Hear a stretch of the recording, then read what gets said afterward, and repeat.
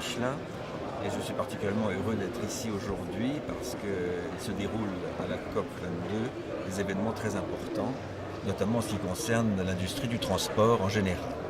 Et nous venons d'ailleurs d'avoir une session extrêmement passionnante avec de nombreux acteurs qui ont évoqué les initiatives nombreuses qu'il y a dans ce domaine pour décarboner le transport, étant tous conscients que le transport joue un rôle important dans les émissions de gaz à effet de serre dans le monde aujourd'hui et qu'en revanche, il a une claire conscience du potentiel qu'il y a pour réduire ces émissions avec une mobilité qui va croître dans l'avenir.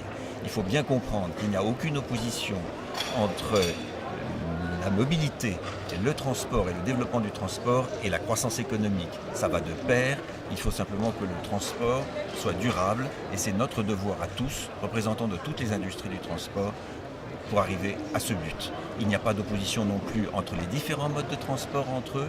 L'intermodalité sera probablement l'avenir. Et il faut bien comprendre qu'on n'a pas à se concurrencer, mais on doit travailler ensemble pour que tout le monde comprenne que le transport peut être une industrie formidablement durable. Voilà pourquoi nous sommes là. Nous avons maintenant une vision partagée. Elle va bien entendu être retravaillée, renforcée.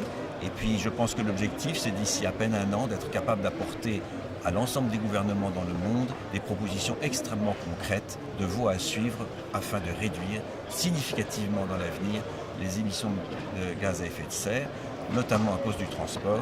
Voyez-vous, nous sommes absolument convaincus qu'il est possible d'atteindre les objectifs de Paris, mais il faut maintenant se prendre en main et surtout ne jamais oublier que nous ne ferons jamais les choses seuls, mais nous les ferons en collaboration avec les États, la collaboration publique-privée et le chemin de l'avenir. Voilà.